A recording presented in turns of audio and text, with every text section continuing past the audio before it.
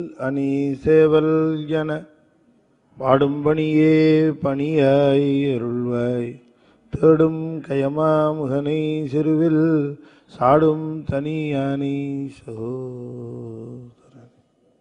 திருச்சிற்றம்பலம். சக்கரவர்த்தி தவராச யோகி எனும் திக்கமு மிக்க திரு மூலனருள் மேவனாள் என்னாலும். திருச்சிற்றம்பலம்.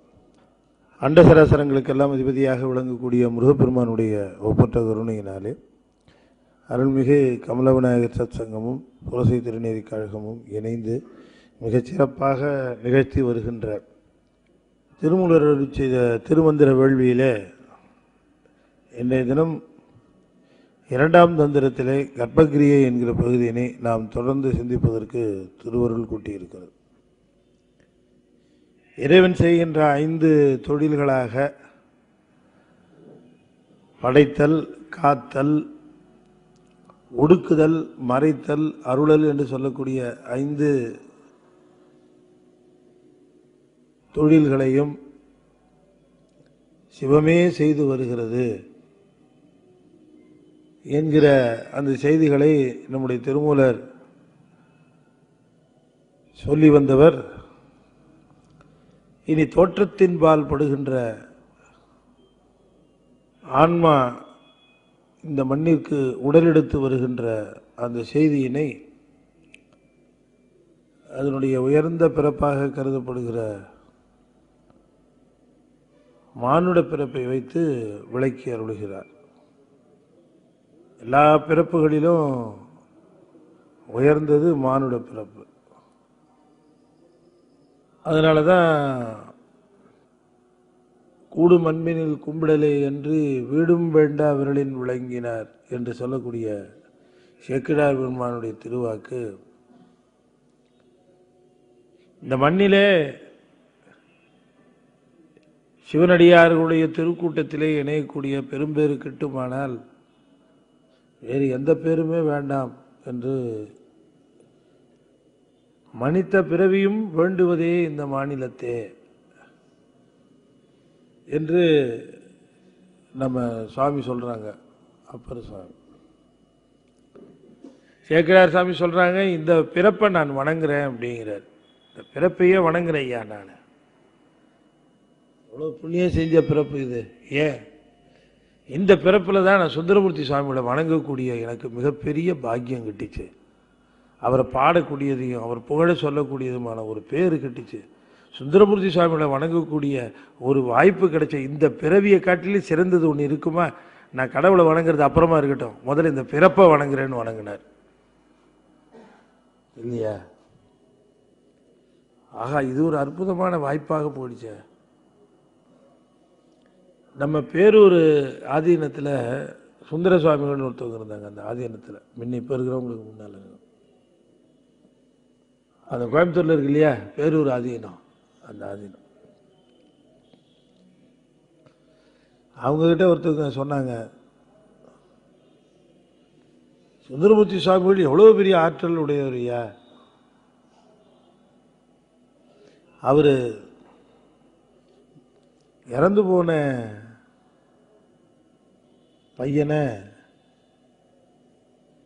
முதல்ல உண்ட பையனை 4-5 வருஷம் கழிச்சு அதே முதல வாயிலிருந்து கொண்டு வந்தார். அவர் ஆற்றல் ரொம்ப பெரியது அப்படின்னார். அதுக்கு சுந்தர சுவாமிகள் சொன்னாங்க, அது என்ன பெரிய ஆற்றல்? யாரு? சுந்தர சுவாமிகள். அது என்ன பெரிய ஆற்றல்? சுந்தரமூர்த்தி சுவாமிகள் வாழ்ந்த காலத்தில் அவர் சாப்பிட்டுட்டு இலையை தூக்கி வெளியில் போட்டிருந்தா அந்த இலையை ஒரு நாய் நக்கி இருக்குமானால் அந்த நாய்க்கு இந்த வல்லமை கிடைச்சிருக்கும்னார். அவருடைய ஆற்றலை இதெல்லாம் வச்சு மதிப்பிட முடியாதுன்ட்டார்.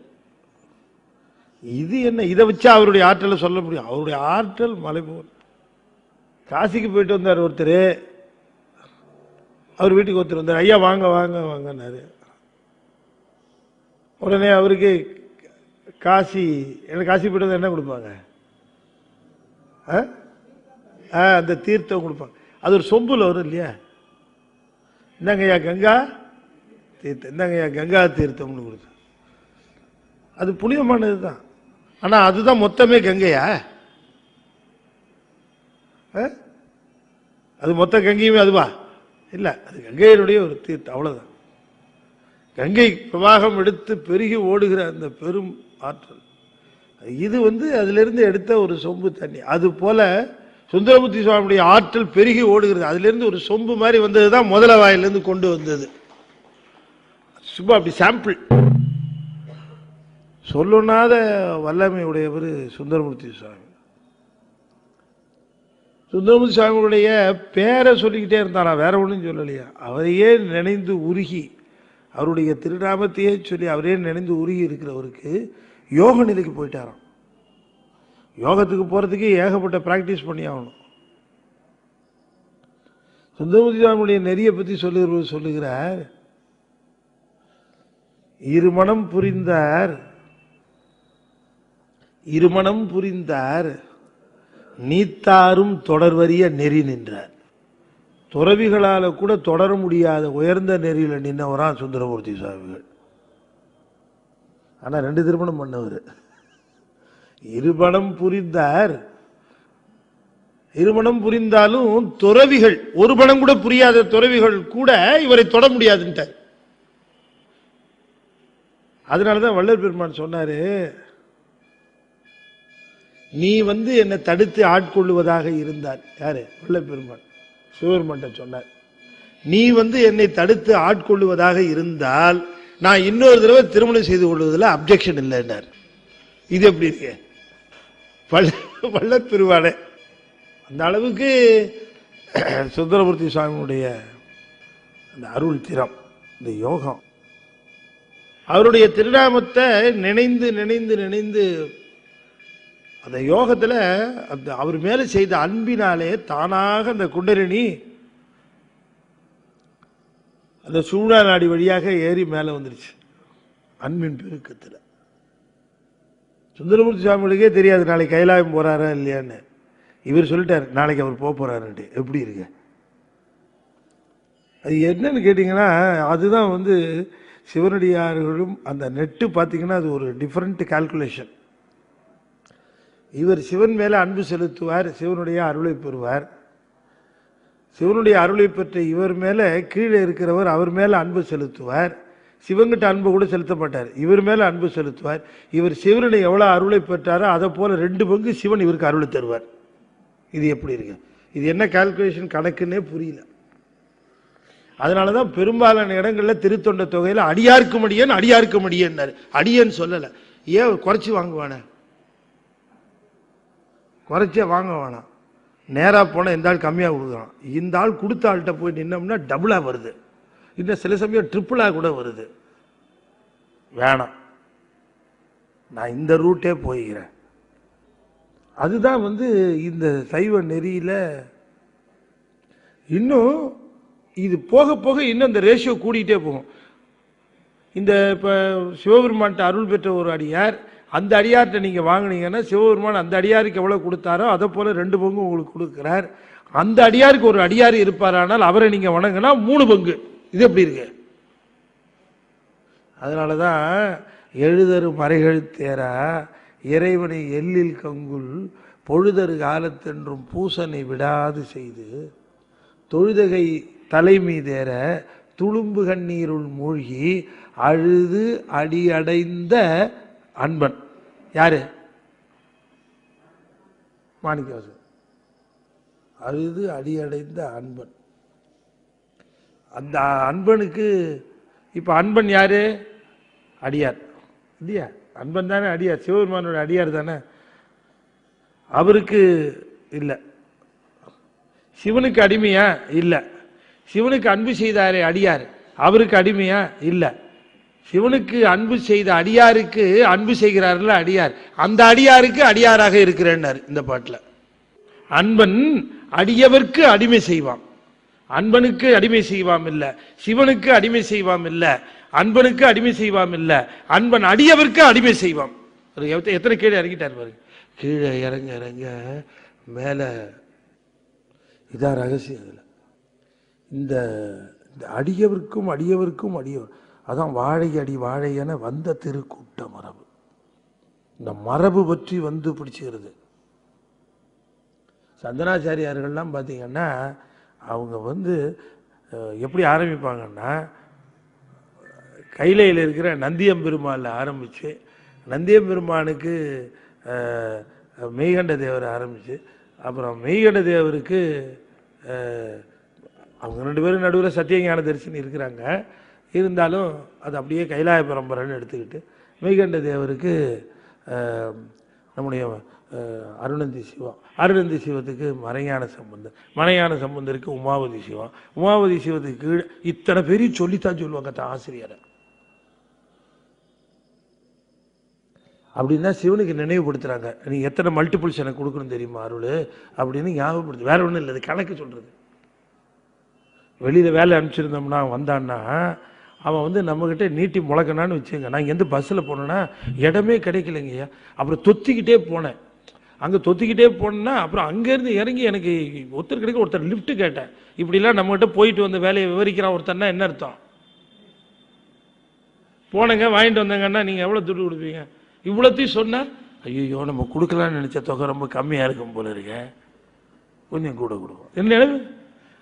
அதனால சிவபெருமானுக்கு சொல்லும்போது நான் யார் அப்படின்னு சொன்னால் இப்படி எல்லாம் லிஸ்ட்டை போட்டு அத்தனை பேரையும் சொன்ன உடனே சிவபெருமான் ஒவ்வொருத்தருக்கும் கணக்கு போட்டுக்கிட்டே இருக்கான். சரிப்பா அவருக்கா இந்த ஒரு மூட்டை வச்சுக்க, இவர் பேரை இந்த இன்னொரு மூட்டை அப்படின்னு. அப்படின்னா அந்த அடியார்கள் பேரை சொல்கிறது. அப்படின்னா மொத்தமாக மூட்டை அள்ளணும்னா யார் ஒருவர் திருத்தொண்ட தொகையை தினந்தோறும் சொல்லுகிறார்களோ அவர்களுக்கு மூட்டை மூட்டையாக கொடுக்குறான் சிவபெருமான். அதனால தான் திருத்தொண்ட தொகை சொன்னார், தீதிரா திருத்தொண்ட தொகையினர். தீது இலா திருத்தொண்ட தொகைன்னா தீது இல்லாமல் செய்யும் திருத்தொண்ட தொகை. நமக்கு தீது இல்லாமல் செய்யும் வந்து திருத்தொண்ட. எத்தனை அடியார்கள் வருகிறார்கள் அத்தனை அடியாருடைய திருநாமத்தையும் அது சொல்றதுங்கிறது சிவன் உடனே டிக் அடிக்கிறான். திருமூலர்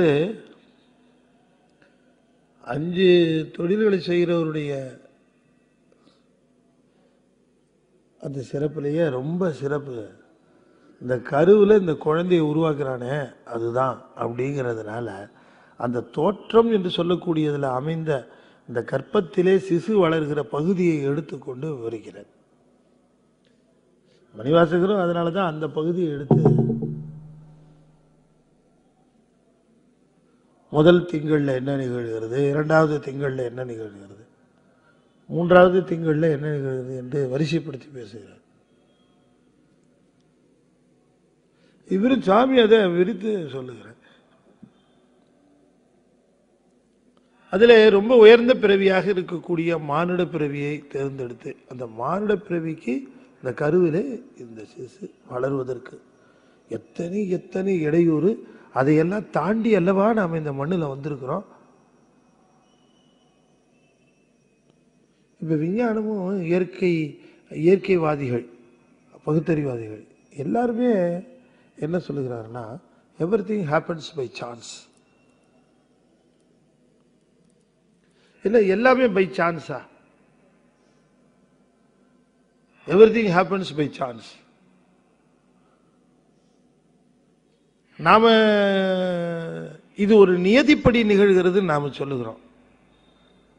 அது சொல்றது வந்து இட் ஹேப்பன்ஸ் எதேச்சையா. கருத்தரிக்கிறது எதேச்சை, குழந்தை பிறக்கிறது எதேச்சை, அவன் நல்லா வாழ்றது எதேச்சை, போய் சேர்றது எதேச்சை என்றுதான் மேன் லிவ்ஸ் ஆன் சான்சஸ் அப்படின்னு சொல்ல. தாயினுடைய கருவில் இந்த நுண்ணுடம்போடு போகிற அந்த உயிர் இது எப்படி போகிறதுன்னா இதுக்கு நுண்ணுடம்போடு தான் போகுது. இது உடம்பு இல்லாம போகல, நுண்ணுடம்போடு போகுது. நுண்ணுடம்போடு தாயினுடைய கருவுக்குள்ளே செல்லுகிற இது அதற்குரிய உடம்புகளையும் கருவிகரணங்களையும் பெறுகின்ற முறை அது எப்படி அமைக்கிறான், அது தன்னுடைய உடலை பெறுகின்ற அந்த வகையை முறையை ரொம்ப அற்புதமா சொல்றார் சார். அதை பார்க்கிற பொழுது நமக்கு என்ன தோணுகிறதுனா, இது நாம் நாம் அறியாத ஒரு நிலையாக இருக்கிறது. நாம் அப்படிதான் இருந்து வந்திருக்கிறோம். ஆனால் அப்படி இருந்து வந்ததாக நமக்கு அந்த நினைவும் இல்லை. இயக்கம் இல்லாமல் ஒரு இருட்டறைக்குள்ள 10 மாசம் நாம் இருந்திருக்கிறோம். இனிமே இருக்க தயாரா இருப்போமா? சொன்னாலே பயமா இருக்கு. ஆனா நம்ம இருந்து தானே வந்திருக்கிறோம்.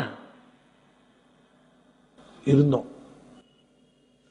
இந்த கரு முழுமையாக உடல் பெற்று இந்த மண்ணிலே அதற்குரிய வினைகளை பெறுவதற்கு தகுதியுடையதாக இருக்கிறதா என்று பார்த்துத்தான் அதை வெளியே கொணர்வான் சுவாமி. அப்படி இருக்கிறார். இது என்ன நிலையில இருக்கிறது என்று சொல்லுகிற பொழுது சொல்லுகிறார், கற்பத்து கேவலம் மாயாள் தன் வினை கூட்ட அல்லது கிளை கூட்ட. கற்பத்து என்று சொன்னால் தாயாரினுடைய கர்ப்பத்திலே, கற்பத்து கேவலம்னாரு. இப்ப நாம 5 விதமான அவத்தைகளை இல்லை. நாம் இப்ப நனவு, நான் அடிக்கடி உங்களுக்கு அதை விவரித்திருக்கிறேன். நனவு நிலையில் இருப்போம், பிறகு கனவுக்கு போவோம், அப்புறம் உறக்கத்துக்கு போவோம். உறக்கத்துக்கு போயிட்டு திரும்ப நம்ம உறக்கத்தில் அங்கேயே இருந்துட்டு நம்ம மேலே வருகிற பொழுது கனவை டச் பண்ணிட்டு மேலே வருவோம் நனவுக்கு. உங்களுக்கு புரியுதா? முதல்ல நனவு, அப்புறமா கனவு, அப்புறமா உறக்கம். நனவு இந்த உடம்பு, கனவு உள்ள போயிடும் சூக்கம் உடம்பு, உறக்கம் உள்ளுக்குள்ள இருக்க நுண்ணுடம்புக்கு போயிடும், அங்கதான் இருக்கும். அது நனவு கனவு. இந்த நம்ம நனவு நிலையில் இருக்கிற பொழுது நாம விழிப்போட இருக்கிறோம். கனவுக்கு போயிட்டோம்னா அவ்வளவுதான், நம்மளை யார் வேணாலும் ஏமாத்தலாம். உறக்கத்துக்கு முன்னே கேட்கவே வேணாம், ஊர் விட்டு ஊரே கொண்டு போயிடலாம் நம்மள, இல்லையா? இந்த கனவுல தான் ஏமாத்தணுமா? முழிச்சிட்டு இருக்கும் போதே ஏமாத்துறான், உயிர்த்து கொண்டு இருக்கிற பொழுதே அடிச்சிடறான். இந்த விழிப்பு நிலை, கனவு நிலை, உறக்க நிலைன்னு போனதுக்கு அப்புறம் உறக்கத்துக்கு கீழே 2 நிலை இருக்கு. இந்த உறக்கத்துக்கு கீழே இருக்கிறதா துரியம், துரியாதீதம்னு நான் சொல்லியிருக்கேன். துரியம் என்பது கிட்டத்தட்ட மயக்கம். துரியாதீதங்கிறது அவ்வளவுதான், அது முடிஞ்சு போச்சுன்னு அர்த்தம். இந்த உடம்புக்கு அதுக்கு கிட்டத்தட்ட சம்பந்தமே இல்லாமல் போயிடுச்சு. துரியாதீதம், உயிர் படங்கள்னு பேர் அதுக்கு. இந்த மயக்கத்திலேயே கோமாவும் சேர்ந்துரும், அது துரியம். அது இப்ப என்ன சொல்றாரு, ஆன்மா தந்தையிடமிருந்து தாயினுடைய கருவுக்குள்ள வருகிற பொழுது அது இருக்கிற நிலை துரியாதீதம். அதுக்கு ஒண்ணுமே தெரியாது,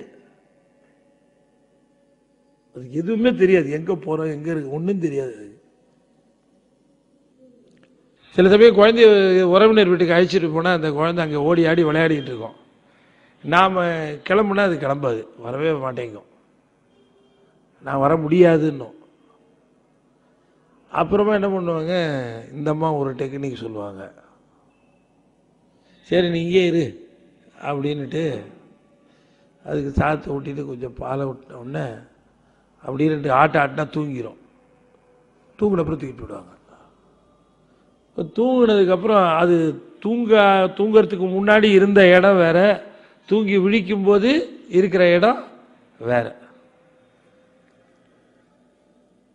பெரும்பாலான நேரத்தில் பார்த்தீங்கன்னு சொன்னா, சில குழந்தைங்களுக்கு பெரும்பாலான நேரத்தில் என்னடா தூங்குறதுக்கு முன்னாடி அங்கே இருந்தமே தூங்கி முடிச்சு இங்கே முழிக்கிறமேனு அதுக்கு பிரக்கையே இருக்காது. தூங்க ஆரம்பிச்சது இங்கே தான் போல இருக்குன்னு நினச்சிக்கோ. டோட்டலாக அதை மறந்தே போயிடும். அப்படி முடியுமா சாருங்கிறீங்க? முடியுமா? என்ன நம்மளே அப்படி தானே? எங்கேயோ தூங்கணும், அவ்வளோதான், அதோட முடிஞ்சு போச்சு. தூங்கினதோடு சரி, பேர் உறக்கம் முடிஞ்சு போச்சு. முடிஞ்சதுக்கப்புறம் எங்கேயோ கொண்டு வந்து எங்கேயோ போட்டு விட்டார். முடிச்ச உடனே எங்கே நினைக்கிறோம்? இங்கே தான் நான் ஆரம்ப காலத்திலேருந்து நம்ம இருக்கிறதா நினச்சிட்டு இருக்கிறோம். ஹூ ஆர் யூனா? I am Sivakumar. எப்பன்னா ஏஜஸ் டு ஏஜஸ். யுகாந்திரமா நான் சிவகுமாரா இல்லையே. என்னுடைய வயசு கணக்கே சொல்ல முடியாது. ஆன்மாவுக்கு எவ்வளவோ வயசான நான் ஒரு 40, 50, 60 வருஷமா இருக்கிற ஒரு உடம்பையே என்னுடைய அட்ரஸா நினைச்சுக்கிட்டு மயங்கி கிடக்கிறேன். எவ்வளவு பிடிப்பு பாருங்க, அது இந்த உடம்பு மேல அவ்வளவு பிடிப்பு. அதையே உறுதியா அதுதான் எல்லாமே என்று எண்ணிக்கொண்டிருக்கிறது. அவ்வளவு தூரம் அதை பண்றார்.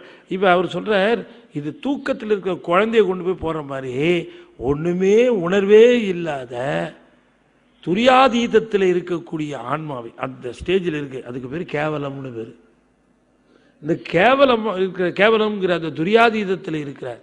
அதை கொண்டு போய் அது தந்தையிடமிருந்து தாயினுடைய கருவுக்குள்ள போய் அது சேர்க்கிறார். அது கிட்டத்தட்ட இன்குபேட்டர் மாதிரி அங்க கொண்டு போய் அதை சேர்க்கிறார். சேர்த்ததுக்கு அப்புறம் என்ன பண்ணுகிறார்னு சொல்றாரு அவர். முதல்ல it is done systematically, not by chances. இது அங்க போய் அது சேர்ந்த உடனே கற்பத்து கேவலம் மாயாள் கிளை கூட்ட. முதல்ல அந்த அசுத்த மாயையை கொண்டு மாயாள்னாரு, அது பெண்ணா உருவம் பண்ணார். அசுத்த மாயையை கொண்டு என்ன பண்ணுவார்? முதல்ல அதுக்கு வித்யா தத்துவங்களை உடைய அந்த தத்துவங்களை அதற்கு கொடுத்துருவார். அந்த உடம்பு வரும் அதுக்கு. முதல்ல வித்யா தத்துவங்கள்ல என்னென்ன இருக்கு? காலம், நீதி, கலை, வித்தை, அராகம் என்று சொல்லக்கூடிய அந்த உடம்பு தான் அதுக்கு முதல்ல வருது. அப்ப நுண்ணுடம்பினுடைய மேற்பகுதி அது. நுண்ணுடம்பினுடைய மேற்பகுதி காரண சரீரம். இன்னும் சொல்ல போனா இந்த ரொம்ப இப்ப நமக்கு 5 கோஷம் இருக்கிறது. 5 கோஷத்துல வெளியில இருக்கிறது அன்னமய கோஷம், உள்ள இருக்கிறது புரியட்ட காயம், அதுல 8 தத்துவம் இருக்கு. அதுக்கப்புறம் மனோமய கோஷம், அதுக்கப்புறம் இருக்கிறது விஞ்ஞானமய கோஷம், அப்புறம் ஆனந்தமய கோஷம். விஞ்ஞானமய கோஷம், ஆனந்தமய கோஷம், அப்புறம் இந்த மனோமய கோஷம் எல்லாத்தையும் சேர்த்துதான் காரண சரீரம் என்று சொல்லுகிற வழக்கம். அதுல பாத்தீங்கன்னு சொன்னா அந்த வெளியே இருக்கிறது மாயை, அதுதான் ஆனந்த ஆனந்த கோஷமா இருக்கு. அதுக்கு அடுத்த விஞ்ஞானமய கோஷத்துலதான் இந்த 6 தத்துவமும் வருது. கால, நியதி, கலை, வித்யா, அதுதான் ஒரு உடம்பு. அந்த உடம்பை தான் முதல்ல கொடுக்கிறார். மாயாள் கிளை கூட்ட. கிளை என்று சொன்னால் தத்துவங்கள் முதல்ல அது கிடையாது. அதுக்கு அந்த தத்துவங்கள்ல அசுத்த மாயையிலிருந்து அதுக்கு கொடுக்கிறார் முதல்ல. ஏன்? இது கருவிகரணங்களோடு இந்த உடம்போடு இருந்து இது வினைகளை செய்து பயனை பெற்று அனுபவம் பெறுவதற்காக இதுக்கு அதை கொடுக்கிறார் முதல்ல. அதனால முதலாக அந்த கற்பத்தில் இது பெறுகிற முதல் இதுவே அந்த சரீரம்தான். அதுக்கப்புறம் என்ன செய்கிறார்? இந்த சரீரம் கொடுத்தவனே பார்த்தீங்கன்னா அது துரியாதீதத்திலிருந்து துரியத்துக்கு வந்துடும். இப்பத்தான் அது துரியத்துக்கே வருது.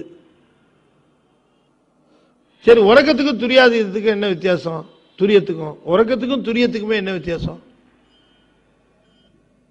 உறக்கத்தில் இருக்கிறவனே எழுப்பிடலாம், துரியத்தில் இருக்கிறவன எழுப்ப முடியாது. முடியுமா? எழுப்ப முடியாது. இதுதான் வேறுபாடு. 2 பேரும் பார்த்தா உறங்குறது போலதான் இருக்கும். நீங்க உறக்கத்தில் இருக்கிறவனையும் துரியத்தில் இருக்கிறவனையும் 2 பேரும் பார்த்தா ஒரே மாதிரிதான் இருக்கும். ஆனா சில பேர் மூச்சுக்கிட்டே தூங்குவான், அவனையும் எழுப்பவே முடியாது. அது ஒரு பழமொழி உண்டு, தூங்குறவனை எழுப்பலாம், தூங்குற மாதிரி அடிக்கிறவனை எழுப்பவே முடியாது அப்படின்னு ஒன்று சொல்லுவாங்க. அது மாதிரி உறங்குற மாதிரி நடிக்கிறவனே எப்படி எழுப்புறது? உறங்குறவனே எழுப்பலாம். அதே போல உறக்கத்திற்கு அடுத்த நிலையாக இருக்கிறவரை எழுப்ப முடியாது. துரியத்துக்கு துரியத்திலிருந்து உறக்கம், உறக்கத்திலிருந்து கனவு. இந்த அனுபவம் யாருக்கா வந்திருக்கா? உங்கள யாருக்காக இருந்தா சொல்லலாம், கை தூக்கலாம். துரியத்துக்கு போய் உறக்கத்துக்கு வந்து, உறக்கத்திலிருந்து கனவுக்கு வந்து நினைவுக்கு வருது. ஏன் சார் இப்படி பயமுறுத்திட்டு இருக்கிறீங்களா? ஏதோ தூங்கணுமா எந்திரிச்சோமா நாங்கள் பாட்டுக்கு இருந்துட்டு இருக்கிறோம். இப்போ தூங்கினாலே எங்களுக்கு சந்தேகம் வந்துடும், ஏன்னா உறக்கத்துக்கு போகிறோமா துரியத்துக்கு போகிறோமா அப்படின்னு. எல்லாம் ஒன்றும் பயப்படாதீங்க. நாம் எப்படி தூங்கினான்னு நம்மளை அவர் பத்திரமா பார்த்துக்கிறார். நாம் சௌரியமாக தூங்குறதே அவரை நம்பி தான். கேட்டில் இருக்கிறவன் நம்பி தான் வீட்டுக்குள்ளே இருக்கவங்களாம் தூங்குறாங்க இல்லையா? வீட்டில் இருக்கவங்களாம் தூங்கிட்டாங்களான்னு தெரிஞ்சுக்கிட்டு கேட்டில் இருக்கவங்க ரொம்ப நல்லா தூங்குறான். அது யாரு இல்லையா? உங்களுக்கு அந்த கதை தெரியுமில்ல? இந்த கேட்டில் வேலை செய்கிறவன் எஜமான்கிட்ட சொன்ன கதை, கேட் கீப்பர் கதை தெரியும் உங்களுக்கு? தெரியுங்க, எல்லாரும் கேள்விப்பட்ட கதை. கேட்டில் ஒருத்தர் செக்யூரிட்டி, டைட் செக்யூரிட்டி ஒருத்தர் ஆள் போட்டிருந்தார். அன்னைக்கு இவர் விடிய காத்தால ஃப்ளைட்டுக்கு போகிறார். அந்த ஃப்ளைட்டு வந்து 5:30 மணிக்கு, ஒரு 4:30 மணிக்கெல்லாம் கிளம்பி போகணும். எழுந்திரிச்சிட்டார் 4:30 மணிக்கு. எழுந்திரிச்சு ரெடி ஆகி காருக்கு போகும்போது அந்த செக்யூரிட்டி அங்கேருந்து முடியாது, ஐயா உங்களை நான் வணங்கி கேட்டுக்கிறேன், என்ன ஒரு கனவுங்க ஐயா, அந்த நீங்கள் போகிற ஃப்ளைட் எதுவும் எரிஞ்சிடுற மாதிரி, தயவு செய்து நீங்கள் போகாதீங்க ஐயா, நான் உங்களுக்கு கெஞ்சி கேட்குறேன் அப்படியா. இவருக்கு அவன் சொன்ன உடனே என்னவோ டக்குன்னு பட்டுருச்சு. ஒரு ஆக்சிடென்ட் ஆகிற மாதிரி பார்த்தேன் நான் நீங்கள் கனவுல. சரின்னு நிறுத்திட்டார். நிறுத்தி இருந்துட்டார். இவர் நினச்ச மாதிரியே அந்த 5:30 மணி ஃப்ளைட்டு ஆக்சிடென்ட் ஆகிடுச்சு. அதே மாதிரி ஆகிடுச்சு. உடனே அந்த செக்யூரிட்டி கூப்பிட்டு அனுப்பிச்சார். கூப்பிட்டு அனுப்பிச்சு நான் வந்தான். நல்ல வேலைப்பா நீ சொன்ன, அதே மாதிரி ஆயிடுச்சு, தப்பிச்சுக்கிட்டேன் நான். இந்தா அதுக்காக உனக்கு அவார்டு 5000 ரூபா கையில் வாங்கிக்கிட்டான். அப்புறமா எடுத்தார், இன்னொரு 5000 ரூபா கையில் கொடுத்தார். இதையும் வச்சுக்கணும், இது என்னன்னு, இது இந்த மாதம் சம்பளம், இன்னையிலேருந்து உன்னை வேலையை விட்டு நிறுத்துறேன். ஐயா ஏயா வேலையை விட்டு நிறுத்துறீங்க? கனவுல பார்த்தேன்னு சொன்னா நீ தூங்காதானே கனவு பார்த்துருக்க முடியும். உன்னை செக்யூரிட்டியா போட்டா நீ தூங்கிட்டு இருக்கிற வாசல்ல, நான் உன்னை நம்பி உள்ள தூங்கிட்டு இருக்கேன். நீ தூங்குறது இல்லாம கனவு வேற பார்த்து, அதனால இனிமே ஒன்றை வெளியில வச்சுட்டு நான் அப்படி இன்னைக்கு என்ன கனவு காணுவியோ நான் நினைச்சிட்டு இருப்பேன் இல்லையா? போயிட்டு வான்னு நினைச்சிட்டேன். இப்ப நான் என்ன கேட்கிறேன்னா, துரியாதீதத்திலிருந்து துரியாதீதம் போனா திரும்ப வர்றது கஷ்டம். துரியத்திலிருந்து வந்த அனுபவம் யாருக்காவது இருக்கான்னு கேட்டேன். உறக்கத்திலிருந்து வந்த அனுபவம் நமக்கு இருக்கும். இப்ப உறக்கத்திலிருந்து வருகிற பொழுது ஸ்டேஜ் என்ன பாருங்க, நனவு, கனவு, உறக்கம், துரியம், துரியாதீதம். இதை தமிழ்ல சொல்லணும்னு சொன்ன நனவு, கனவு, அப்புறம் உறக்கம், பேருறக்கம், உயிர் படங்கள் அப்படின்னு சொல்லுவாங்க. அதை வடமொழியில் சொல்லணும்னா சாக்கிரம், சொப்பனம், சுளுத்தி, துரியம், துரியாதீதம். நனவுதான் சாக்கிரம். இவன் சொல்றதுல சாக்கிரதையாயிரு, அதான் சாக்கிரம். சாக்கிரதையாயிருங்கிறது அதுல இருந்து வந்தது தான். முடிச்சுக்கிட்டே இருன்னு அர்த்தம், முடிச்சுக்கிட்டே தூங்காதுன்னு அர்த்தம். அது சாக்கிரம். அடுத்து சொப்பனம். அப்ப சாக்கிரத்திலிருந்து உறக்கத்துக்கு நேரா போகாம சொப்பனத்தை டச் பண்ணிட்டு தான் போகணும். சில சமயம் சொப்பனத்தை டச் பண்ணிட்டு போறது நமக்கே ஞாபகம் இல்லாமல் போயிடும், அவ்வளவு வாஸ்டா போயிடும் கீழே. அதே மாதிரி உறக்கத்திலிருந்து வருகிற பொழுது உறக்கம், சொப்பனம், அப்புறம் தான் நனவு. சில சமயம் உறக்கத்திலிருந்து வருவது கனவு கண்டுட்டு வருது உண்டு, சில சமயம் அப்படியே நேரம் வந்துடுவோம். இப்ப உறக்கத்துக்கு கீழேயும் இருக்கக்கூடிய அந்த மயக்கம் என்று சொல்லக்கூடிய துரியம், துரியத்திலிருந்து உறக்கம் வந்து, உறக்கத்திலிருந்து கனவு வந்து, கனவுல இருந்து நனவு வருகிறது. அது ஒரு வித்தியாசமான அனுபவமா இருக்கும். உங்களே யாருக்காவது வந்திருக்கான்னு எது கேட்டேன்னா, யாருக்காவது அந்த ஒரு அனுபவம் பெற்றிருப்பார்கள் சிலர், சில சமயத்தில். எனக்கு அது ஒரு சமயம் அந்த அனுபவம் ஏற்பட்டுச்சு. அது ரொம்ப வித்தியாசமான அனுபவமா இருந்தது. அந்த துரியத்திலிருந்து உறக்கம், உறக்கத்திலிருந்து நனவு வருகிற அந்த ஒரு நிலையை வார்த்தைகளை சொல்ல முடியல. அது வருகிற அந்த நிலையை தெரிஞ்சுக்க முடிஞ்சுது. அது கொஞ்சம் கொஞ்சமா அது அது அந்த விழிப்பு நிலைக்கு வருகிற, விழிப்பு நிலைக்கு வருது. அது இந்த சாக்கிரம்னு சொல்லக்கூடிய நிலைக்கு.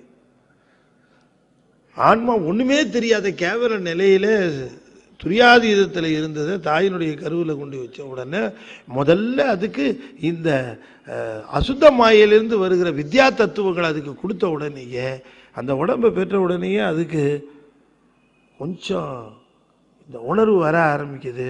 இது துரியத்துக்கு வந்துடுது. அதுக்கப்புறம் என்ன பண்ணுகிறார் அப்படிங்கிறதான் சொல்லுகிறார். நின்று துரியத்து, அடுத்தது பேதித்து நினைவேழ. இப்பதான் அதுக்கு என்ன ஆகுமா, அந்த தத்துவங்களை கொடுத்த உடனேயே கீழே இருக்கிற அந்த ஆன்ம தத்துவங்கள் 24 இருக்கு இல்லையா, அந்த 24 தத்துவங்களையும் கொஞ்சம் கொஞ்சமாக கொடுக்க ஆரம்பிப்பார், ஸ்டேஜ் பை ஸ்டேஜ். அப்ப அடிப்படையாக இருந்த அந்த வித்யா தத்துவத்தை கொண்ட உடம்பு, அதுக்கப்புறம் கீழே இருக்கிற உடம்பு, கீழே இருக்கிற உடம்புன்னு ஒவ்வொரு உடம்பாக அமைத்து தந்து, இந்த அமைப்பிலே கடைசியா அமைவதுதான் இது. இதுல கூட வியப்பாக சொல்லுகிறார்கள், உடம்புல முதல்ல தோன்றுவது இந்த ஆர்கான்ஸ் எல்லாம் தோணி, சதையெல்லாம் தோணி, அதுக்கப்புறம் இந்த தோல் மேல அப்படியே கவர் பண்ணுதுன்னு. ஆனா முதல்ல அந்த கூட்ட பண்ணிடுறார் தோல், அதுக்கப்புறம் உள்ளுக்குள்ள அந்த தோலுக்கு உள்ளுக்குள்ள இந்த உடம்பை முழுக்கிறதும் அமைக்கிறார்.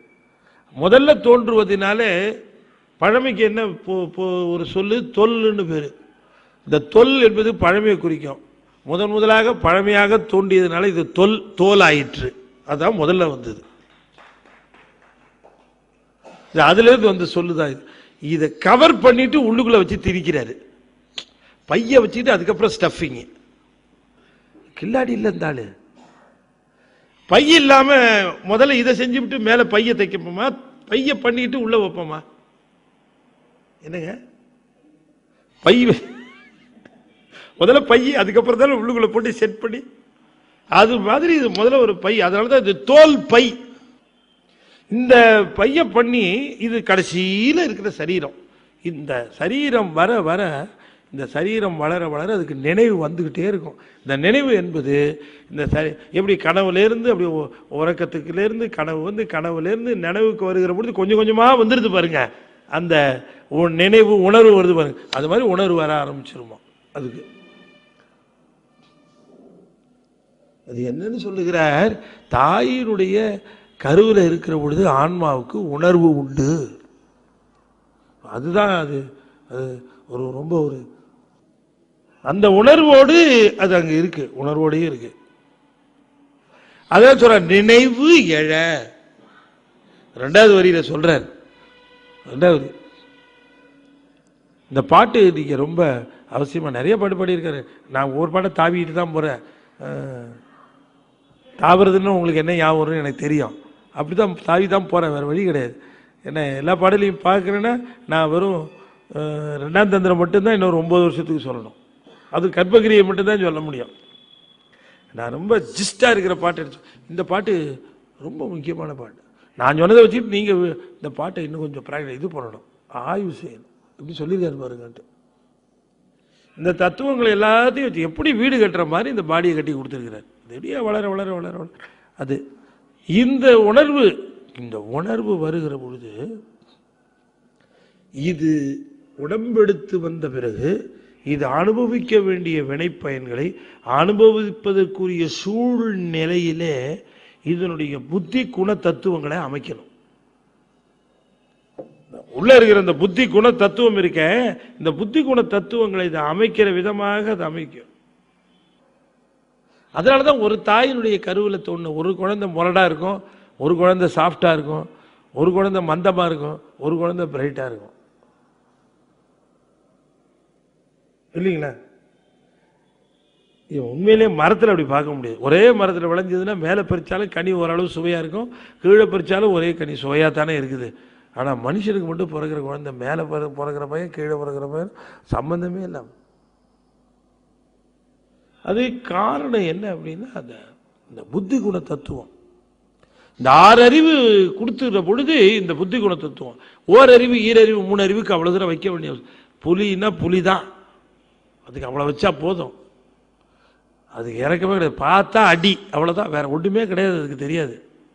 இப்போ தான் சாப்பிட்டோமே, இப்போ சாப்பிட்டு முடிச்சு இப்போ தானே தூக்கி போட்டிருக்கிறோம், இலையை கூட இன்னும் கழுவலிய தட்டை கழுவலிய இன்னொன்று வந்துருக்குது, அது எதுக்கு அடிக்கணும்னு நினைக்காது, அடி போடுறது பக்கமாக வரும். இப்படி தான் தானே புலியினுடைய குணம், அது அதுலேயே ஊறி கிடக்கும், அவ்வளோதான் அது. ஆனால் மனுஷனுக்கு அப்படி வைக்கல, பல்வேறு கலவையா வைக்கிறார். ஏன் கலவையா வைக்கிறார்? இவனுக்கு ஒருத்தருக்கு தான் வினை அனுபவம் உண்டு. நான் சொல்லியிருக்கிறேன் உங்களுக்கு, விலங்குகளுக்கு வினை உண்டா இல்லையா அப்படின்னு கேள்வி அடிக்கடி உண்டா இல்லையா சொல்லியிருக்கேனா? பதிலு சொல்லியிருக்காருங்கிறாரு சரவணன். சொல்லலைங்கிறீங்களா? ஓ இப்படி ஆட்டுறீங்களா? விலங்குகளுக்கு வினை அனுபவம் உண்டா அப்படின்னு. விலங்குகளுக்கு வினை அனுபவத்தில் என்ன அனுபவம்னா, அதுங்களுக்கு ஆகாமியம் கிடையாது. ஆகாமியம் கிடையாதுன்னா நோ நியூ என்ட்ரி, புது என்ட்ரி போகாது கணக்கில், அதோட கணக்கில். ஆனால் பழைய கணக்கு உண்டு. பழைய கணக்கு என்ன? சஞ்சிதம். சஞ்சிதம் உண்டு, பிராரத்தமும் உண்டு. சஞ்சீதத்திலிருந்து எடுத்துட்டு வந்த பிராரத்தத்தை அதை அனுபவிக்கும், ஆனால் புதுசாக கணக்கில் ஏறாது. அதனால ரொம்ப கணக்கு ஜாஸ்தி சேர்ந்து போச்சுன்னா அப்புறம் திரும்ப மனுஷனா போட்டால் இன்னும் ஏற்றிக்கிட்டு இருப்பான். அதனால கொஞ்ச நாள் விலங்கா போட்டு வைப்பார், இந்த கணக்கு கொஞ்சம் தீரட்டும். திரும்ப மனுஷனா போட திரும்ப சேர்க்கிறான் அக்கௌண்ட்ல, கொஞ்சம் மிருகமா இரு அப்புறமா வா அப்படின்னு போட்டு வைக்கிறார். ஆனால் மிருகங்களுக்கு கூட பார்த்தீங்கன்னு சொன்னால் இதுக்கு பிராரப்தம் உண்டு. ஒரு நாய் பார்த்தீங்கன்னா இங்க இருக்கிற குப்பை தொட்டியில் அடிதடி சண்டை போட்டுக்கிட்டு எச்சைலைக்கு அழிஞ்சிட்டு இருக்கும். இன்னொரு நாய் சும்மா அப்படி இம்பாலா கார்ல அந்த பேக் சீட்ல ரியர் சீட்ல உட்காந்து ஜன்னல் வழியா மெதுவாக எட்டி பார்த்துட்டே போகும். நம்ம கூட இந்த காரை பார்த்துருக்க மாட்டோம். அதுக்கு சாப்பாடு மெனு போட்டு நடக்கும் இல்லையா? அது அந்த வீட்டில் மாட்டிக்கிச்சு, அதுக்கு அப்படி ஒரே நாய், அதுக்கு பேரெல்லாம் வச்சு அந்த நாய்க்கு இதுக்கு யாரா பேர் வைக்கிறாங்களா? ஒரே பேர் தெருநாய் தான். அதுக்கு ஜிம்மி, ஜிக்கி, டாமி, மணி அப்படின்னு மனுஷன் பேரா வச்சு, மனுஷனுக்கெல்லாம் நாய் பேரா வச்சு. அப்ப அந்த நாய் பாருங்க, இங்க இருக்கிற நாய் அந்த நாய் என்ன பண்ணிச்சு? அதான் பிராரப்தம். அதுக்கு பிராரப்தம் உண்டு, ஆனா புதுசா கணக்கில் ஏறாது. அது ஏதாவது ஒரு பூனை அடிச்சதுன்னா உடனே என்ட்ரி போட மாட்டாங்க, அவ்வளவுதான். அது அதோட குணம் முடிஞ்சு போச்சு, அப்படியே கணக்கை முடிச்சுப்பாரு.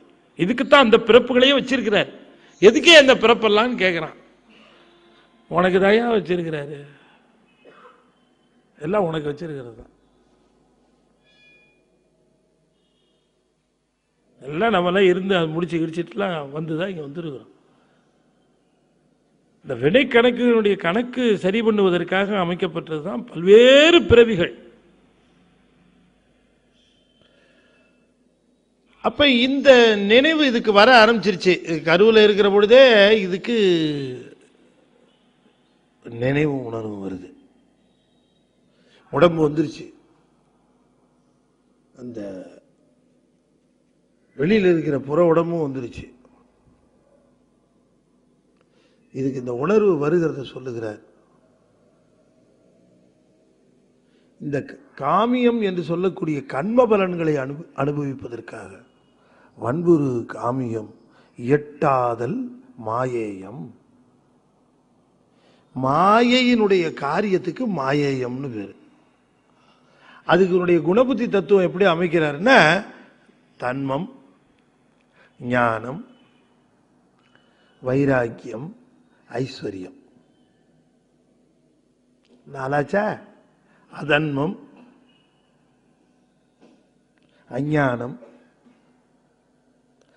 அவைராக்கியம், அனவைசரியம். ஐஸ்வர்யத்துக்கு எதிர்மறை. அப்ப தன்மம் கருணையும் உண்டு, ஞானம் அறிவு, வைராக்கியம். வைராக்கியம் என்ன அர்த்தம்? சொல்றவங்களுக்கு பரிசு. நான் அப்படியே பொருள் சொல்லிட்டு போயிடுவேன், மறந்துடுவீங்க நீங்க. அதுக்காக இப்படிலாம் கேட்டோம்னா அது டக்குன்னு ரெக்கார்ட் ஆகிடும் உங்க மனசுல. வைராக்கியம்னு என்ன அர்த்தம்? வைராக்கியம்னா வெறுப்புன்னு அர்த்தம். வைராக்கியம்னா வெறுப்பு. அதை வேற பொருளை நம்ம கையாண்டுட்டு இருக்கிறோம். இதுக்கு பேர் என்ன, நம்ம திருச்சதகத்துக்கு பக்தி விசித்திர வைராக்கியம். அதுக்கு அது நுண்பொருளே பார்த்தீங்கன்னா உட்கிடக்க. வைராக்கியம்னா வெறுப்பு. அது நிறைய வைராக்கியம் உண்டு, தெரியுமா உங்களுக்கு? மசான வைராக்கியம். அப்புறம் நான் சொல்லுவேன்னு எதிர்பார்க்குறீங்களே, அந்த வைராக்கியம்.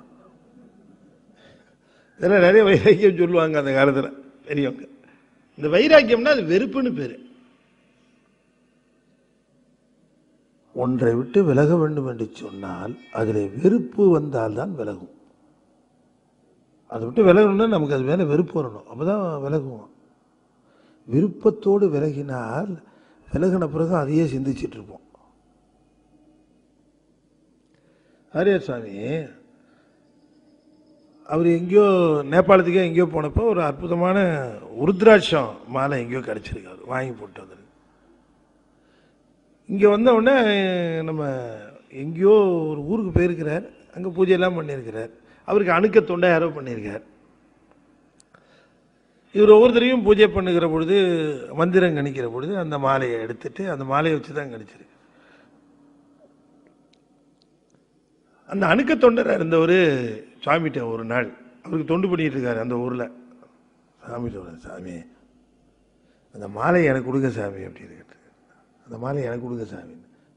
இவர் சொல்லியிருக்காரு, வேற ஏதாவது கேடுப்பா, இது இன்னும் நேபாளத்துக்கு போனேன், யாரோ ஒருத்தர் கொடுத்தாரு, இதை வச்சு பழகிட்டேன் நான், அது இதையே வச்சு நான் செய்துட்டு இருக்கேன், வேற ஏதாவது வந்தால் தரேன் உனக்கு, இல்லைன்னா கூட வாங்கி கொடுக்குறேன் கொஞ்சம் அப்படின்ட்டு. சரிங்க சாமின்ட்டார். ஒரு 3 நாள் போயிருக்கோம். அவர் அந்த வேலை முடிஞ்சு ஊரை விட்டு கிளம்புறாரு. அந்த ஆளை கூப்பிட்டார், இங்கே வாப்பா சாமியான, இந்த மாலை கேட்டேன்லப்பா. ஆமாம், இந்த வச்சு எனக்கு.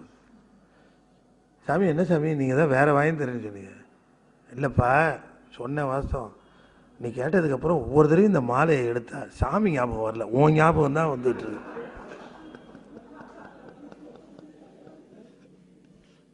எப்ப எடுத்தாலும் இது அவன் கேட்டாட, இது அவன் கேட்டாடேன்னு, இது வப்ப வேணாம், இதை நீ வச்சுக்க போ.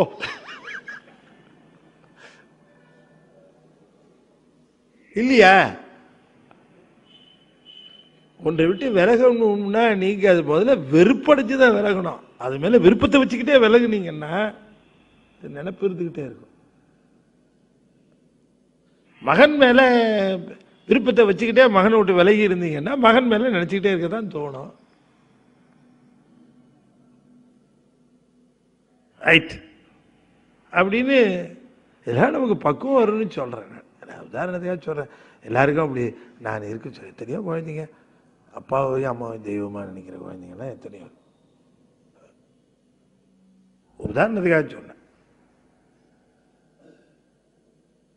யாருக்கு என்ன பிராப்தமோ அதைத்தான் இறைவன் கொடுக்குறான். இறைவனுடைய கணக்கில் எந்தவித பாரபட்சமும் இருக்கிறதே இல்லை. நமக்கு உரியதை நிச்சயமாக கொடுப்போம். என்ன கொஞ்சம் கருணையாக கேட்டால் கொஞ்சம் கூட கொடுப்போம். அதுதான் தர்மம், கருணை.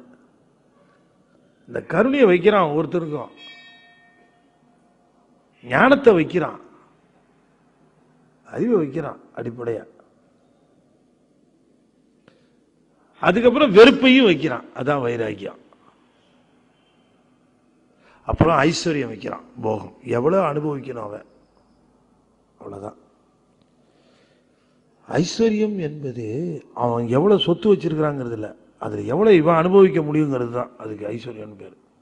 ரொம்ப பேர் ஐஸ்வர்யம்னா நிறைய சொத்து வரும்ன்றது அதல்ல. அது இருந்து என்னத்தை பண்றது? நிறைய சேர்த்து வச்சுட்டு கடைசியில் சிபிஐ போய் மாட்டிக்கிறதுல என்ன பிரயோஜனம்? 7 நாள் காவல், 15 நாள் காவல்னுட்டு இதெல்லாம் என்னது நம்ம இல்லைங்களா? எவ்வளவு சேர்க்கிறோங்கிறது முக்கியம் இல்லை, எவ்வளவு தூய்க்கிறோம். வகுத்தான் வகுத்த வகையெல்லாம் கோடி தொகுத்தார்க்கும் தூய்த்தல் அரிதுன்னானே, அவனை விட ஒரு ஞானி உண்டா? இன்னும் புரிஞ்சுக்கலையே, 2000 வருஷம் கழிச்சு கூட திருவள்ளுவரை புரிஞ்சுக்க முடியலையே.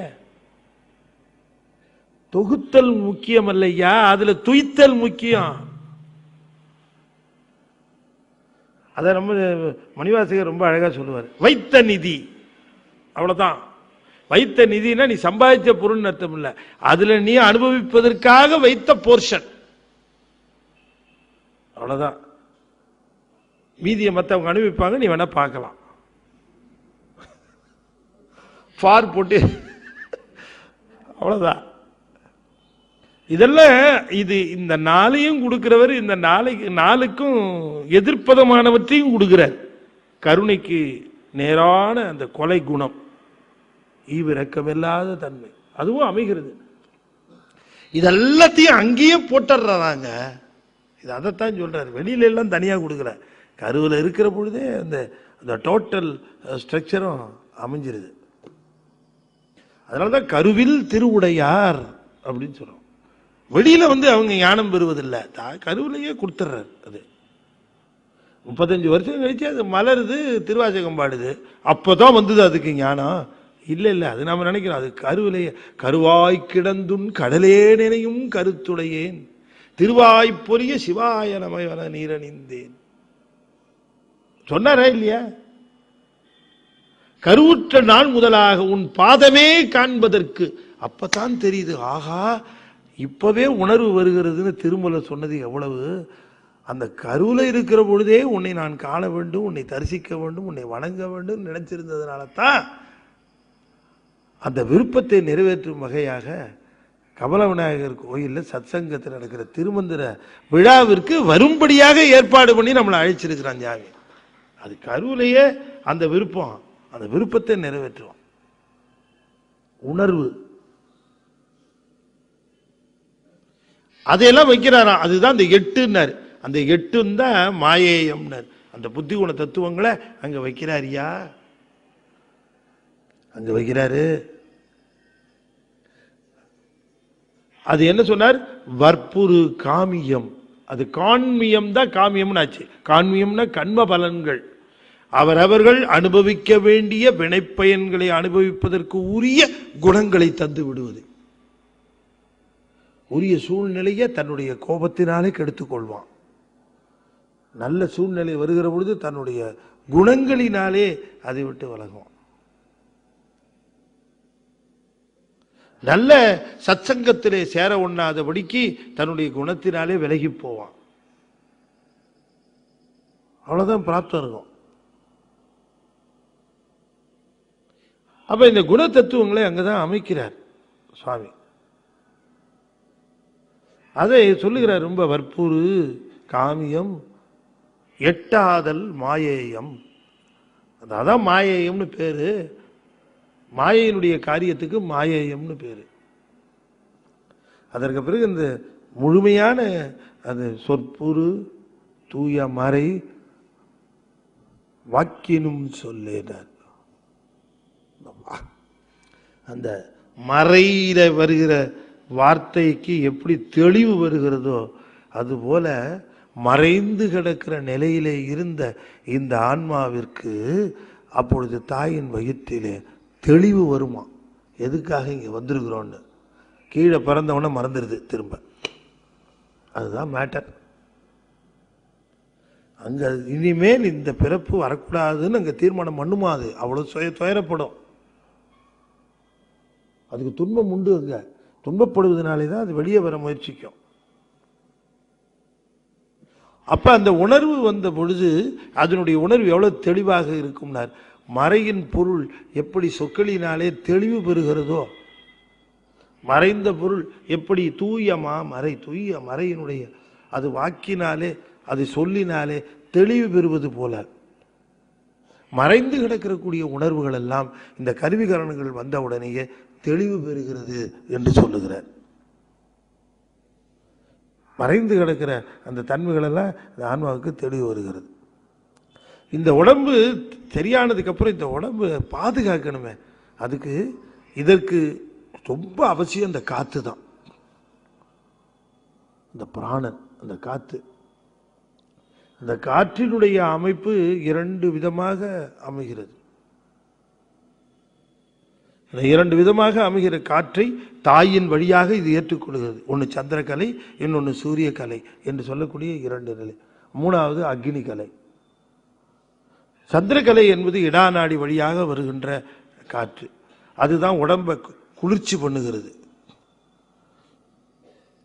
பதம் செய்யும் பால் வண்ணன் மேனி. பால் வண்ணன்கிறது சந்திரன், விளைவிளையேன்னு இருக்கக்கூடியது. அதனால பால் வண்ணன் தான் என்ன பண்ணும்? பதம் செய்யும், குளிர்ச்சி பண்ணும் இந்த உடம்ப. பகலவன் இதம் செய்யும் ஒத்துடல். இந்த உடம்பை இந்த பகலவன் என்று சொல்லக்கூடிய சூரிய கலை இருக்க, அது வலாநாடி வழியாக போகிற காற்று. காற்று ஒரே காற்று தான், அது போகிற இடத்தை பொறுத்து அதுக்கு பேர் வேற. ஆளு ஒரே ஒருத்தர் தான். வீட்டை இருந்தா வீட்டு தலைவர்னு பேரு. யூனிஃபார்மை மாட்டிட்டா அவருக்கு என்ன பேரு? இன்ஸ்பெக்டர்னு பேரு. என்னங்க அங்க தலைவர் நீங்க, இப்ப இன்ஸ்பெக்டருங்கிறீங்க? ஆமையா, அது மாறுது இடத்தை பொறுத்து. ஸ்டேஷனுக்கு வந்துட்டாருன்னா இன்ஸ்பெக்டர், வீட்டில் இருந்தாருன்னா பையன் அப்பா இன்ஸ்பெக்டர் கொஞ்சம் காசு கொடு, பள்ளிக்கூடத்துக்கு போகணும் அப்படின்னா கேட்பான். காசு கொடுத்து தான் கேட்பான் இல்லையா? மனைவி கேட்டால் என்ன பண்ணுவாங்க? ஹலோ இன்ஸ்பெக்டர், வீட்டு செலவு கொஞ்சம் பணம் கொடுங்க அப்படின்னா கேட்பாங்க. அந்த ஆள் கொஞ்சம் கம்பீரமாக தந்து அதெல்லாம் அங்கே ஸ்டேஷனில் வச்சுக்க அப்படின்ற அந்த அம்மா. அதெல்லாம் அங்கே உருட்டல் மிரட்டெல்லாம் அங்கே வச்சுக்க. நான் எங்கேயோ படித்தேன், ஒரு சிங்க கல்யாணம் நடந்துச்சான். சிங்கத்துக்கு கல்யாணம் நடந்து போய் அந்த ரிசப்ஷன் ரொம்ப பிரமாதமாக நடக்குதான். சிங்கம் ரொம்ப அப்படி கம்பீரமாக வீட்டிருக்கான். அந்த ரிசப்ஷன் எல்லாருக்கும் கொடுக்குமாங்கல்ல பத்திரிக்கை, ஒரு எலிக்கும் கொடுத்துருக்குறாங்க. அந்த எலி வந்திருக்குது ரிசப்ஷனுக்கு. அது தைரியமாக வந்து இந்த சிங்கத்து பக்கத்தில் நின்று வாழ்த்துக்கள். எதுக்கு? சிங்கத்துக்கு வாழ்த்துக்கள். ஹலோ மை பிரதர், கங்க்ராச்சுலேஷன்ஸ், வாழ்த்துக்கள் அப்படின்னு சொல்லியிருக்கு. சிங்கத்தோட அண்ணன் அந்த பக்கத்தில் நிற்கிது. சரியான கடுப்பு. சும்மா வந்து வாழ்த்து சொன்னாலும் பரவாயில்ல, ஹலோ பிரதர்னு கூப்பிட்டா என்ன கொழுப்பு இது பிரதரா இது அப்படின்னு சொல்லிட்டு அந்த இந்த எலி அப்படி ஒரு லாவி பிடிச்சி, உனக்கு என்ன தைரியம் இருந்தா நீ வந்து இந்த சிங்கத்தை பார்த்து பிரதர்னு கூப்பிடுவ அப்படின்னு கேட்டது. அதுக்கு சொல்லிச்சு, I was also a lion before I got married அப்படின்னுச்சு. அது போல அவர் ஸ்டேஷனில் வேணா இன்ஸ்பெக்டராக இருக்கலாம். இப்போ அது இந்த அம்மா அதுக்குன்னு வீட்டில் உட்காந்துட்டு தாட் பொட் அப்படின்னு நான் பண்ணிட்டு இருப்பாங்க. இடத்துக்கு தகுந்த மாதிரி. அதே போல காற்று இடாநாடி வழியாக உள்ளே சென்று பிறகு இடாநாடி வழியாகவே அது வெளியே வருமானால் அதுக்கு பேரு சந்திரகலை. என்ன பேரு? காத்துக்கு தான் பேரு சந்திரகலை. அது குளிர்ச்சியை பண்ணும். வலாநாடி வழியாக காற்று பிங்களா நாடி, இதுதான் வலது. உங்களுக்கு காட்டுறதுக்காக நான் எப்படி காட்டுறேன், மாத்தி காட்டுறாருன்னு நினைச்சுக்காதீங்க. ஏன்னா உங்களுக்கு அந்த பக்கம் தானே இருக்கு, அதுக்காக காட்டினேன். எனக்கு வந்து இப்படி இடாநாடினா இது வழியா போச்சுன்னா அது உங்களுக்கு சந்திரகலை. இப்படி வலாநாடி இது வழியாக மூச்சை இழுத்து வேற பக்கம் போகக்கூடாது, இந்த பக்கமாவே அது இழுக்கணும். இந்த பக்கமாவே இழுத்து முறை எப்படின்னு கேட்டா 2 முறை இருக்கு. இது உள்ளே இழுக்கிற பொழுது வலாநாடி வழியாக இழுத்து உள்ளே கும்பித்து பிறகு இடாநாடி வழியாக வெளியே விடுவோமானால் இது என்ன ஆயிருக்கு? சூரிய கலையா போயிட்டு சந்திரகலையா வெளியில வந்திருக்கு. ஒரே காத்து. இது போற போது இது சூரிய கலையா போச்சு. காரணம் பிங்களா நாடி வழியா போயிருக்கு. வரும்பொழுது இந்த பக்கமா வெளியில வந்தது. அப்ப அதுக்கு சந்திரகலை. சந்திரகலை வழியாக நீங்க காற்றை உள்ளே எடுத்து செய்தீங்கன்னா அது பாடியை குளிர்ச்சி பண்ணும். பதம் செய்யும் பால் வண்ணன் மேனி, பால் வண்ணம் சந்திரகலை செய்யும். இந்த சந்திரகலை அப்படி செய்கிற பொழுது பகலோன் இதம் செய்யும் ஒத்துடல் நோக்கி, இது வழியா போறது உடம்ப கொஞ்சம் வெது வெதுப்பா வச்சுக்கும். குதம் செய்யும் அங்கியின் கோபத்தை தணிவிப்பன். கீழே நெருப்பு இருக்குது, அது அக்னி கலை. இதெல்லாம் பின்னால சொல்லுவார் உங்களுக்கு. சந்திரகலை 16, சூரிய கலை 12, அக்னி கலை 10, 64. இந்த அக்னி மட்டும் அங்கி மட்டும் 2, ஒன்னு 10 கலை, இன்னொன்னு 64 கலை. 10 கலை அடங்கு தீ, 64 கலை அழல் தீ. இங்க இருக்கிறது அழல் தீ, கையில வச்சிருக்காரு பாருங்க, அது அழல், அது அக்னி இல்ல. அக்னி பஞ்சபூதங்கள்ல இருக்கிறது, அதுக்கு 10 கலை. கையில இருக்கிறது அழல், அது 64 கலை. நமக்கு வச்சது அக்னி இல்ல, அழல் உள்ள 64 கலை. இந்த இதெல்லாம் கூட்டினீங்கன்னு வச்சுக்கீங்களேன், இந்த 10, 12, 16, 64 இதை கூட்டினா கீழே நட்சத்திர கலை 1, 4 உண்டு. மொத்தத்துக்கு கூட்டினா 96 கலை வரும். அதுதான் 96 தாத்துவீகங்கள். இந்த 96 தாத்துவீகங்களையும் கண்ட்ரோல் பண்றதுதான் இந்த கலைகள். சந்திரகலை முழுக்க மேல் ஏரியா, சூரிய கலை முழுக்க நடு ஏரியா, அக்னி கலை கீழே. இதெல்லாம் கண்ட்ரோல் பண்ணும் அந்த காத்த வச்சே எல்லாத்தையும் சரி பண்ணலாம். நாம நினைச்சிட்டு இருக்கோம் காசை வச்சே எல்லாம் சரி பண்ணலான்ட்டு. காத்த வச்சே சரி பண்ணலாம். இத சொல்லுகிறார். இதை நான் கொஞ்சம் லேசா டச் பண்ணிட்டு போறேன், இதை தொட்டனா உள்ள போகணும். இதுல சொல்லுகிறார், இந்த சந்திரகலையும் சூரிய கலையும் இந்த உடம்பை பண்ணதுக்கு அப்புறம் இதை பதமா வச்சுக்கணும். குளிர்ச்சியும் பண்ணணும், சூடும் பண்ணணும். இதுக்கு காற்று தாய் எடுக்கிற அந்த சூரியகலை சந்திரகலைய குழந்தைக்கும் செலுத்துகிறார். தாயினுடைய சூரியகலை சந்திரகலைக்கு தகுந்தவாறு உள்ளுக்குள்ள குழந்தைக்கு, இந்த தாயினுடைய உடல்நிலைக்கு தகுந்த மாதிரி குழந்தைக்கு உடல்நிலை மாறும். தாய்க்கு சுகம் இல்லாமல் போச்சுன்னா குழந்தைக்கு உள்ள சுகம் இல்லாமல் போயிடும். அதனால தாய் தன்னை எவ்வளவுக்கு எவ்வளவு தாய்க்கு உடம்பு சரியில்லாம, கர்ப்பிணி பெண்ணுக்கு உடம்பு சரியில்லாமல் போச்சுன்னா உள்ள இருக்க குழந்தைக்கு உடம்பு சரியில்லைன்னு அர்த்தம். அப்ப இந்த மூச்சு காற்றினுடைய தன்மைக்கு தக்கவாறு இந்த குழந்தையினுடைய இந்த 2 கலைகளை தவிர இந்த குதம் செய்யும்னாரு. இந்த கீழே இருக்கு மூலாதாரத்துக்கு கீழே இந்த நெருப்பு, இந்த அங்கி அங்கதான் வச்சிருக்கிறாரு அந்த அழலை. அது 64 கலை. அதை சரி பண்ணுவாராம் உடம்பினுடைய அந்த வெப்பத்தை. இதுல அப்படி அதான் இன்குபேட்டருங்க. நீங்க அங்க மேனுவலா கண்ட்ரோல் பண்ணி ஏதோ கம்ப்யூட்டர் கண்ட்ரோல் பண்ணி இன்குபேட்டர்ல வைக்கிறான்ல, இந்த குழந்தை குறை பிரசவம் வந்ததுன்னா அந்த டெம்பரேச்சரு, கோல்ட்னஸ் எல்லாத்தையும் இது உள்ளேயே இன்குபேட்டர் வச்சு பண்ணியிருக்காருங்க அளவு. அதைத்தான் நீங்க இவ்வளவு மனுஷன் வெளியில இருந்து ஆர்டிபிஷியலா பண்ண வேண்டிய சமாச்சாரத்தை ரொம்ப நேச்சுரலா உள்ள செஞ்ச சிவனை நாம மறந்தால் உய்வோமா?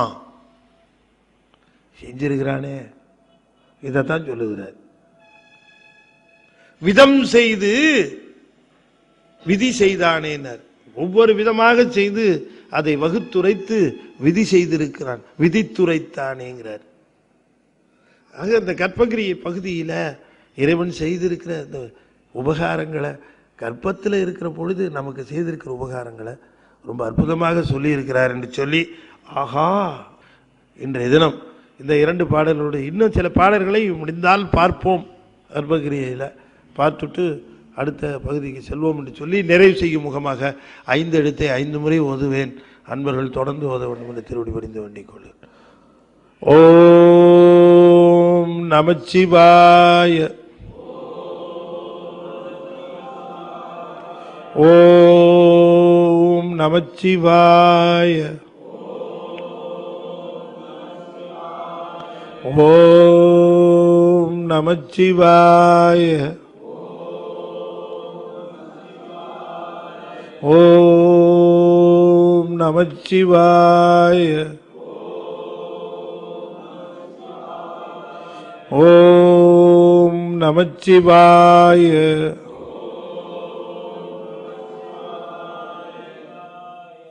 திருச்சிற்றம்பலம்.